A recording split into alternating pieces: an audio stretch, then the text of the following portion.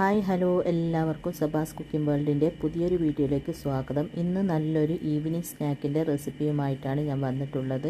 2 cup പച്ചരി കൊണ്ട് അപ്പച്ചട്ടിയിൽ 2 minute കൊണ്ട് ഉണ്ടാക്കിയെടുക്കാൻ പറ്റിയ നല്ലൊരു സ്നാക്ക് റെസിപ്പിയാണിത്. അപ്പോൾ നമുക്ക് വേഗം തന്നെ എങ്ങനെയാണ് ഇത് ഉണ്ടാക്കുന്നതെന്ന് നോക്കാം. അതിന് മുമ്പായിട്ട് ചാനൽ ആരെങ്കിലും സബ്സ്ക്രൈബ് ചെയ്യാതെ കാണുന്നുണ്ടെങ്കിൽ എൻ്റെ വീഡിയോ ഇഷ്ടപ്പെടുകയാണെങ്കിൽ പ്ലീസ് ഒന്ന് സബ്സ്ക്രൈബ് ചെയ്ത് സപ്പോർട്ട് ചെയ്യണം. പിന്നെ ലൈക്ക് ചെയ്യാനും ഷെയർ ചെയ്യാനും മറക്കരുത്. അപ്പോൾ നമുക്ക് വേഗം തന്നെ എങ്ങനെയാണ് ഇത് ഉണ്ടാക്കുന്നതെന്ന് നോക്കാം.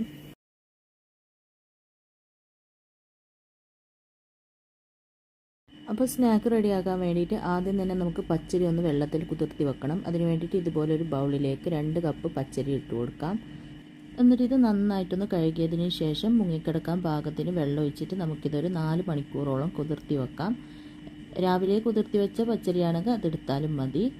പച്ചരി നന്നായിട്ട് കുതിർന്നതിന് ശേഷം ഞാനതിൻ്റെ വെള്ളമൊക്കെ ഇതുപോലൊരു അരിപ്പയിലേക്ക് ഊറ്റി കളഞ്ഞിട്ടുണ്ട്. നന്നായിട്ട് വെള്ളം കളഞ്ഞിട്ട് എടുക്കുക. ഇനി നമുക്കിതൊന്ന് അരച്ചെടുക്കണം. അപ്പോൾ ഒരു മിക്സിൻ്റെ ജാറിലേക്ക് അരി മുഴുവനും ഇട്ട് കൊടുക്കാം. മുഴുവനും ഇടാൻ പറ്റുമെങ്കിൽ മുഴുവനും ഇടുക, അല്ലെങ്കിൽ 2 പ്രാവശ്യമായിട്ട് ഇട്ടിട്ട് അരച്ചെടുക്കുക. അങ്ങനെ അരി മുഴുവനും ഞാൻ ഇതിലേക്ക് ഇട്ട് കൊടുത്തിട്ടുണ്ട്. ഇനി നമ്മൾ അരി എടുത്ത അതേ കപ്പിന് തന്നെ 1 കപ്പ് വെള്ളം ഒഴിച്ച് കൊടുക്കാം. പിന്നെ 3 ഏലക്കായ്, 1/2 ടീസ്പൂൺ ചെറിയ ജീരകം ചേർത്തിട്ട് ഇത് നന്നായിട്ടൊന്ന് അരച്ചെടുത്തിട്ട് വരാം. നല്ലതുപോലെ തന്നെ അരച്ചെടുക്കുക. അങ്ങനെ അരച്ചെടുത്ത മാവിത ഇതുപോലൊരു ബൗളിലേക്ക് ഒഴിച്ച് കൊടുക്കുന്നുണ്ട്. എന്നിട്ട് മിക്സീൻ്റെ ജാറിൽ ഒരു 1/4 കപ്പ് വെള്ളം ഒഴിച്ചിട്ട് അതും കൂടെ ഒന്ന് മിക്സ് ചെയ്തിട്ട് ഇതിലേക്ക് ഒഴിച്ച് കൊടുക്കുക.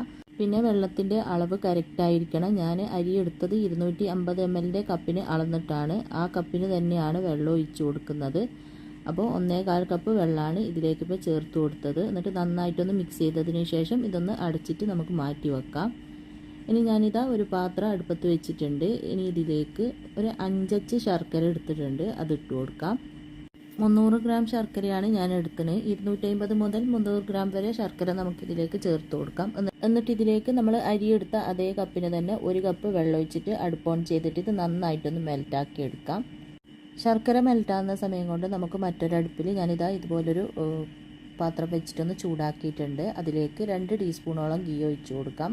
ഗീ ഒന്ന് മെൽറ്റായി വരുമ്പോൾ, നന്നായിട്ട് ചൂടായി വരുമ്പോൾ ഇതിലേക്ക് കുറച്ച് തേങ്ങ കൊത്തിട്ട് കൊടുക്കാം. എന്നിട്ട് ചെറിയ തീയിൽ മിക്സ് ചെയ്ത് ചെറുതായിട്ടൊന്ന് കളറ് മാറി തുടങ്ങുമ്പോൾ ഇതിലേക്ക് ഇതുപോലെ ചെറുതായിട്ടൊന്ന് കളറ് മാറി തുടങ്ങിയിട്ടുണ്ട്. ഞാനൊരു 4 ചെറിയ ഉള്ളി ചെറുതായിട്ട് കട്ട് ചെയ്തെടുത്തിട്ടുണ്ട്, അതിട്ട് കൊടുക്കാം. എന്നിട്ട് അതും കൂടെ നന്നായിട്ട് മിക്സ് ചെയ്ത് രണ്ടും കൂടെ നല്ലൊരു ഗോൾഡൻ ബ്രൗൺ കളറാക്കി എടുക്കാം. അങ്ങനെ നന്നായിട്ട് മിക്സ് ചെയ്ത് ഇതുപോലെ നല്ലൊരു ഗോൾഡൻ ബ്രൗൺ കളറായി വന്നിട്ടുണ്ട്. തേങ്ങാക്കൊത്തും ഉള്ളിയെല്ലാം നല്ലൊരു കളറായി വന്നിട്ടുണ്ട്. ഇനി നമുക്കിത് എണ്ണയിൽ നിന്ന് കോരി മാറ്റിയതിന് ശേഷം അടുപ്പ് ഓഫാക്കാം. ഈ ഗീ കളയണ്ട, ഇതവിടെ തന്നെ നിന്നോട്ടെ. ഇനി ശർക്കര എന്തായി നോക്കാം. നല്ലതുപോലെ തിളച്ച് നന്നായിട്ട് മെൽറ്റായി വന്നിട്ടുണ്ട്. നന്നായിട്ട് ശർക്കരയെല്ലാം മെൽറ്റാവുമ്പോൾ നമുക്ക് അടുപ്പ് ഓഫാക്കാം. ഇനി അടുപ്പ് ഓഫാക്കിയതിന് ശേഷം ഇത് ചൂടോടെ തന്നെ നമ്മൾ അരച്ച് വെച്ച അരി ഉണ്ടല്ലോ അതിലേക്ക് അരിച്ചിട്ട് ഒഴിച്ചു കൊടുക്കാം. ആ ചൂടോടെ തന്നെ അടുപ്പത്തു നിന്ന് എടുത്ത ഉടനെ തന്നെ ഒഴിച്ചു കൊടുക്കുക. മുഴുവനായിട്ട് ഒഴിച്ചിട്ട് പെട്ടെന്ന് തന്നെ ഇതുപോലെ മിക്സ് ചെയ്ത് കൊടുക്കുക. പെട്ടെന്ന് തന്നെ മിക്സ് ചെയ്ത് കൊടുക്കണം, അല്ലെങ്കിൽ ചൂട് കൊണ്ട് ഇങ്ങനെ അരി കട്ട കെട്ടിയതുപോലെ ആയിപ്പോവും.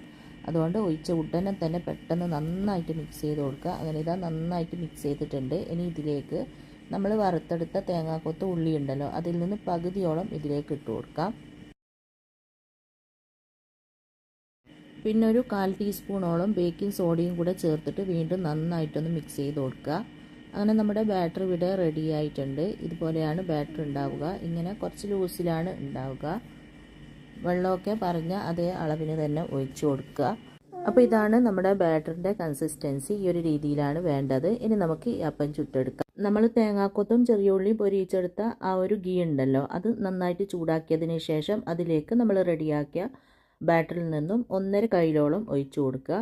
ഒഴിക്കുന്ന സമയത്ത് തീ ഹൈ ഫ്ലെയിമിൽ തന്നെ വെക്കുക. എന്നിട്ട് സൈഡൊക്കെ ഇതുപോലെ മൊരിഞ്ഞ് വരാൻ തുടങ്ങുമ്പോൾ ഇതിലേക്ക് നമ്മൾ പൊരിച്ചെടുത്ത ഉള്ളിയും തേങ്ങാക്കൊത്തും ഉണ്ടല്ലോ അത് കുറച്ച് ഇതിൻ്റെ മുകളിലായിട്ട് ഇതുപോലെ ഇട്ടതിന് ശേഷം നമുക്ക് അടച്ചിട്ട് തീ നന്നായിട്ട് കുറച്ച് വെക്കുക. അടച്ചതിന് ശേഷം എന്നിട്ടൊരു 2 മിനിറ്റ് വേവിക്കാം. അപ്പോഴത്തേക്ക് ഇത് നന്നായിട്ട് റെഡിയായി കിട്ടും. 2 മിനിറ്റ് ആയപ്പോൾ ഞാനിതാ തുറന്നിട്ടുണ്ട്.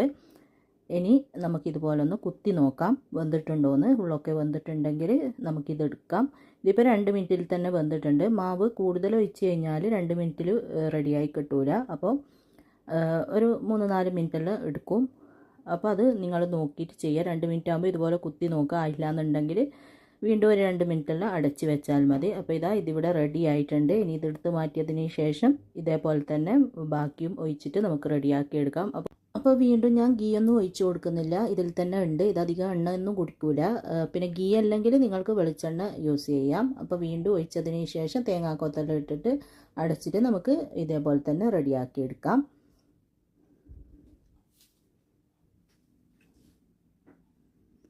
അങ്ങനെ ഇതാ എല്ലാം റെഡിയായതിന് ശേഷം ഞാൻ ഇതുപോലെ സെർവിങ് പ്ലേറ്റിലേക്ക് മാറ്റിയിട്ടുണ്ട്. ഇനി ഞാനിതൊന്ന് മുറിച്ച് കാണിച്ചു തരാം.